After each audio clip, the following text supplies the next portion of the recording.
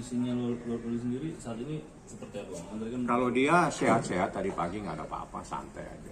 sehat. Kan bukan barang Niki atau masih? Kalau dalam kondisi dia itu yang jelas Niki masih ingin ada sebuah ketenangan terhadap anak ini. Jadi dia ingin yang terbaik buat anaknya, itu anaknya biar sementara dia tenang dulu lah dia. Nah, karena kan ini ada sesuatu kejadian yang luar biasa di mana tiba-tiba ada ibunya datang di depan apartemennya, terus dia sama-sama dengan kita ke kantor polisi, terus dilakukan visum. Biarlah dia tenang dulu sampai dia betul-betul memahami bahwa apa yang dilakukan saat ini adalah bagian dari ibunya Nikita untuk memberikan perlindungan dan mencarikan keadilan kepada Laura. Seperti itu. Laura saat ini masih tetap didampingi oleh Komnas Perlindungan Anak sendiri atau gimana? Bukan didampingi, di bawah pengawasan. Jadi diawasi biar lebih tenang. Kan di situ kan nanti ada yang bisa ngajak ngobrol. Tapi kalau sekarang dalam situasi dia tiba-tiba nanti dia marah lagi kan nggak baik. Biar tenang dulu.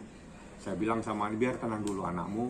Kan dia nggak kemana-mana juga kan. Kapan saja kamu bisa telepon untuk mengetahui keadaannya di kita, kapan saja boleh menelpon, boleh bertanya. Karena itu Nikita yang meminta supaya anaknya sementara ada di bawah perlindungan sebuah dinas perempuan dan anak. Seperti itu. Untuk tadi abang sendiri kan menemani di saat dia visum kedua ya. Untuk kondisi psikologis sendiri seperti apa ada sedikit mental letdown atau dia sempat marah juga? Nggak sempat nanya ke sana ya. Kalau saya lihat dia santai aja, dia jalan masuk nggak terus dipaksa masuk, nggak ada. Jadi kalau Anda yang biasa memahami tentang psikolog orang, kalau seseorang itu berontak marah itu tidak mungkin masuk ya. Nah, itu saya sampaikan begitu aja supaya Anda paham. Dia ada di luar, dia turun dari mobil, dia masuk dalam sebuah rumah sakit, tidak dipaksa, tidak didorong, tidak ada. Dia jalan santai, tidak juga dipegangin tangannya. Artinya dia dalam keadaan bebas untuk masuk ke rumah sakit, bebas untuk melaksanakan proses ini, tidak ada tekanannya. Jadi kalau dia misalnya tidak mau, dia pasti berontak, dia pasti protes. Nyatanya tidak, nyatanya berjalan sebagaimana mestinya di prosesnya. Tapi ada cerita nggak Bang, mungkin dari Niki terkait kondisi Laura yang misalnya sekarang udah tenang nih, tapi di beberapa momen suka tiba-tiba nangis, tenang lagi gitu-gitu, ada nggak sih Bang? Kalau sekarang ini ya sejak kejadian kemarin saya tidak melihat ada informasi-informasi lain selain dia lebih tenang.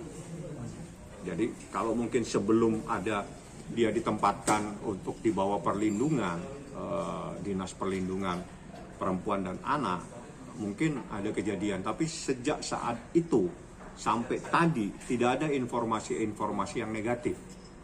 Jadi informasinya semuanya positif, dia lebih tenang, dia sudah bisa berkomunikasi lebih baik, dia juga bisa ngobrol dengan orang yang memang ditugaskan khusus untuk bisa berkomunikasi secara baik. Nah seperti itu. Lain-lain saya belum mendapatkan informasi yang negatif. Kalau untuk tahapan ini setelah visum apa lagi Bang mungkin? Proses itu pemeriksaan dari penyidik, jadi biar penyidik, tapi kan bukti ini kan udah terkumpul ya, dari bukti saksi, bukti tertulis, ini bukti visum, nanti ada pendapat ahli, itu akan merupakan satu rangkaian yang disebut sebagai alat bukti. Jadi alat bukti terdiri dari apa? Dari saksi, dari bukti tertulis, dari pendapat ahli, dari bukti tertulis berbentuk visum, itu kan satu rangkaian dengan pendapat ahli, itu adalah bagian dari alat bukti. Nah kalau sudah alat buktinya sudah terpenuhi minimal 2 alat bukti, maka itu menjadi kewenangan dari penyidik untuk mengambil sikap terhadap perkara ini seperti apa. Oke, terima kasih. Terima kasih Bang Fahmi.